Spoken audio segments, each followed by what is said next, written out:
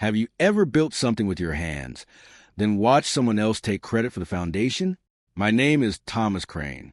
I am 65 years old, and 3 years ago my son called me into his office and asked me to disappear from the company I funded. The kitchen on Whitlock Avenue in Marietta was still dark at 6:58 that morning. The coffee maker had just finished.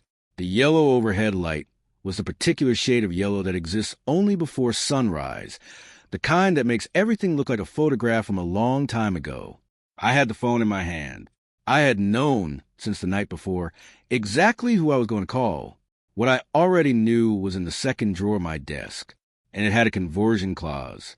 Welcome back to Dad's True Revenge, where the steadiest hand wins every time. If you've ever sacrificed while someone took the credit, this story is for you. Drop a comment and be sure to subscribe. You're going to love it here.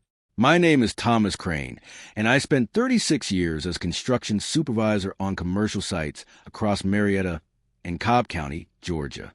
I started on a crew in 1985, carrying pipe and reading blueprints in the back of a company pickup, and I worked my way up to running job sites by the time I was 32. I supervised the installation of mechanical systems in schools, hospitals, office buildings, and distribution centers. I knew how to read a spec sheet, manage a subcontractor relationship, and make a decision at 6 a.m. when the materials hadn't arrived and the general contractor was already on the phone. I retired 3 years ago. I live in a house on Whitlock Avenue in the Ward 1 neighborhood of Marietta, the one my wife Helen and I bought in 1991. Helen died 6 years ago. Heart failure. Diagnosed in February, gone by July. She was 59 years old. She had the particular quality of patience that made everyone around her feel less rushed. I have not found a replacement for that quality in the years since. My son Marcus is 41 years old. He is the kind of man who learned early that confidence was a form of currency, and he spent his 20s accumulating it. He is smart, presentable, and good in a room. What he needed in 2009, when he came to me with the idea for Crane and Whitfield Solutions, was not more confidence. It was capital. I had $180,000 in savings. I had built it over 11 years of overtime shifts on weekend jobs, deferred vacations, and the particular discipline of a man who does not spend money he cannot see on the horizon. Marcus needed $180,000 to launch a commercial HVAC and mechanical services company in Marietta with his college friend Derek Whitfield. He had a business plan. He had Derek. He had ambition. He did not have the money. I drove to 3 commercial banks with Marcus in 2008 and 2009 before we understood that his business credit history was too thin to clear a loan at a rate that made sense. I sat beside him at each meeting. I listened to the loan officers explain what they needed and what Marcus did not yet have. I took notes. I understood the gap. On March 7th, 2009, Marcus and I sat at the kitchen table on Whitlock Avenue on a Saturday morning and signed a loan agreement that a business attorney named Dale Whitfield, Derek's father, a notary and former contracts man for a Cobb County developer, had drafted the week prior. The agreement was 2 pages, typewritten. It stated that Thomas Crane was lending Marcus Crane $180,000 to fund the founding of Crane and Whitfield Solutions, LLC. It stated the repayment terms. And it contained a conversion clause. If the loan was not repaid within 15 years, Thomas Crane had the right to elect conversion of the outstanding balance into a 34% equity stake in the company. I had read that agreement line by line with Marcus at that table. He had read it too.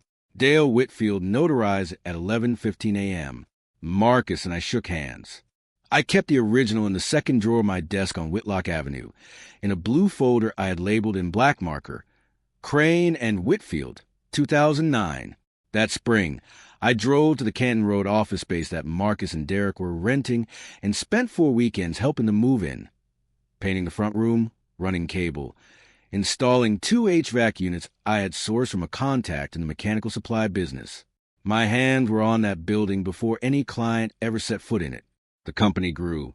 Marcus was good at what he did, selling, managing, presenting. Derek handled operations, which suited him. In their first year, I referred 3 general contractors from my own professional network, men I had worked alongside for 20 years who trusted my judgment about a new outfit. Those referrals kept Crane and Whitfield solvent through the first winter. In 2010, when first-year revenue fell short of their liability insurance premium, I paid the $4,300 gap without being asked. In the fall of that year, I spent 6 weeks helping Marcus prepare the company's first formal contract proposal for a commercial client, reviewing the scope of work, the markup structure, the presentation format. The company went from 2 employees to 14 over the next decade. Marcus bought a house in East Cobb. He started attending industry events. He gave talks at association meetings. His bio on the company website said the company was bootstrapped from the ground up by 2 driven founders. I read that bio in 2021 at a client dinner Marcus had invited me to attend. He introduced me to the other guests as my dad, Tom. He's retired construction. One of them asked how the company got started. Marcus said, "Derek and I pulled everything we had and made it work." My throat tightened. My hands went still on the tablecloth. I did not say anything that night. I drove home on Roswell Road with the radio off. When I got to Whitlock Avenue, I sat in the driveway for a while. Then I went inside and opened the second drawer of my desk. The blue folder was right where I had put it in 2009. I drove Helen to cardiac rehab every Monday and Wednesday for 7 months after her diagnosis, fitting the drives between job site visits because I was still working then and did not see a reason to stop either. I co-signed a lease on the Canton Road space in 2009 because Marcus's business credit hadn't cleared yet. My name, my record on the line. I paid the liability insurance gap in 2010. I referred the network that kept the company alive through its first winter. I had been the foundation, and the story of the house had stopped, including the foundation. A construction supervisor understands something about that. Foundations are invisible by design. Nobody photographs the concrete, but nobody builds without it. The meeting in Marcus's office was on October 3rd. He called me in at 9:14 a.m. His office was on the second floor of a building on Powers Ferry Road. Glass walls, a view of the parking structure, the kind of office that signals arrival to the person who occupies it.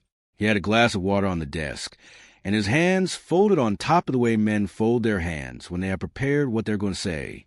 He said, "Dad, the company's in a different place now. We have investors looking at us. Having family involved at this level, it just sends a wrong message to people we're trying to impress." My stomach dropped. My face went still. I had co-signed his first office lease. I had referred the accounts that kept his company alive. I had paid the insurance premium out of my own account the year revenue ran short. He continued, "I think it's time for you to step aside. We want to get you something, a finder's fee, a formal acknowledgement of the early support. We appreciate everything, but we worked hard to get here, and we need the investor conversations to reflect that." I said nothing. Jill was standing in the doorway. She had not been there when I arrived, but she was there now. In a particular way, someone stands in a doorway when they have been listening from a hallway and have decided the moment is going well enough to be visible. She gave a small nod. It was directed at Marcus. A cold line went through my chest. Marcus said, "I hope you understand.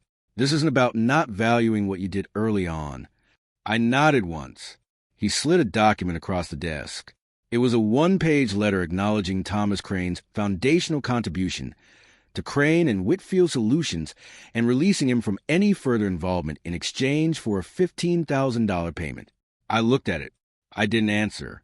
Marcus said, "Gene Hartley drafted it. It's straightforward. We just need a signature." I picked up the letter. I folded it once. I put it in my jacket pocket. I said, "I'll have someone look at it." I kept my voice level. I stood up. I shook Marcus's hand. I walked out of the office, down the stairs, and out to the truck in the parking structure. I sat there at 11:47 a.m. with the letter in my jacket and the engine off. The parking structure's ventilation moved air across the concrete in a way that sounded like the inside of a job site trailer. I had spent a lot of time in job site trailers. My eyes stung once. I blinked it away. Then I drove home. The kitchen on Whitlock Avenue at 6:47 a.m. the following Tuesday, the Tuesday after Columbus Day, smelled of coffee and the outside air I had let in through the back door. The morning light was low and flat through the east window. The blue folder was on the kitchen table. I had pulled it from the second drawer the night before and left it there. I had organized 11 years of wire transfer records on the table beside it. Every $180,000 disbursement. The initial transfer dated March 9th, 2009, documented. Repayment records, none. The 15-year clock had not expired. It had 3 years left, but the conversion clause did not require expiration. It required only that I elect it. My shoulders went tight reading the clause again. I had read it 3 times the night before. I read it a 4th time that morning. It was exactly what I remembered. At 6:58 a.m., I picked up the phone. At 7:03 a.m., I called Russell Vance. Russell was a business and contract attorney on Roswell Road in Marietta. I had been referred to him 8 years earlier by a general contractor I trusted, and I had used him once for a contract review on a post-retirement consulting agreement. He was the kind of attorney who read everything before he spoke and then said exactly what he meant. I told him I had a 2009 loan and equity conversion agreement and that I wanted to understand my options. He told me to come in at 10:22 a.m. I drove to Roswell Road with the original document and the wire transfer records in a manila folder. Russell read the agreement without speaking. He turned the first page. He turned the second. He looked at the conversion clause. My chest ached in the waiting room. I had not known I was nervous until I sat down. He came out at 10:47 a.m. and said, "Mr. Crane, your conversion right is valid, unencumbered, and has not been waived by any subsequent agreement I can identify. You have the right to elect conversion of this loan into 34% equity at any time before March 7th, 2024. My throat went dry. If I elect it, I said, "What does that mean for the company?" He told me. At 3:15 p.m., he called to confirm that a record search had found no superseding agreement, no buyout, no written waiver. The notarization on the original, Dale Whitfield's seal from March 7th, 2009, was valid. I sat in the kitchen on Whitlock Avenue and looked at the blue folder on the table for a long time. Derek called at 4:47 p.m. I had not spoken to Derek in 6 months. His voice had the quality of a man who had just been informed of something he did not know was coming and was choosing his words carefully. "Tom," he said, "Marcus told me about the meeting. I want you to know, I didn't know about the letter. I didn't know what he was planning." I believed him. Derek had always been the one who handled operations while Marcus handled presentation. He was not a man who maneuvered. He was a man who showed up. I said, "I know." I sat with that. He said, "What are you going to do?" I said, I would have Russell get in touch. The conference table meeting was on February 12th at 9:51 a.m. at a conference room in Russell Vance's building on Roswell Road. Marcus was there with Gene Hartley, his business attorney from Hartley and Morrow. Derek was there with his own counsel. Russell sat across from Gene. I had the original agreement in a manila envelope. I set it on the table. I paused. Gene Hartley picked it up. He reviewed the first page and the second. He read the conversion clause. He looked at the notarization. He looked at Marcus. Marcus's face changed. It was not dramatic. It was a specific change of a face when a man understands that a story he has been telling about himself is no longer the only version in the room. His jaw set. His eyes went to the document. He did not look at me. The back of my neck went tight. Gene Hartley said, "I need to consult with my client." Russell said, "Of course." They stepped out. Derek's counsel and Derek stayed in the room. Derek looked at the table. At 2:38 p.m., Gene Hartley returned and confirmed that the signature and notarization were valid, that no superseding agreement existed, and that Thomas Crane's election of conversion was legally sound. My breath came out slowly. I had not known I was holding it. Dale Whitfield confirmed his notarization at 9:51 a.m. before the attorneys arrived. A retired man in his 70s who had driven to Roswell Road from his house in Kennesaw because Russell had asked him to come and he had not hesitated. He looked at the document, looked at his seal, and said, "That's mine." He signed the confirmation form. He shook my hand on the way out. The equity conversion was formally recorded with the Georgia Secretary of State on April 9th, at a timestamp I did not watch happen, but which Russell confirmed by email at 4:12 p.m. I was a 34% equity holder in Crane and Whitfield Solutions. Marcus and I have spoken twice since February. The first conversation was about the mechanics of the equity structure and what it meant for the investor conversations. I told him to have Gene call Russell. The second was shorter. He called on a Sunday evening in March and said he wanted me to know he understood why I had done it.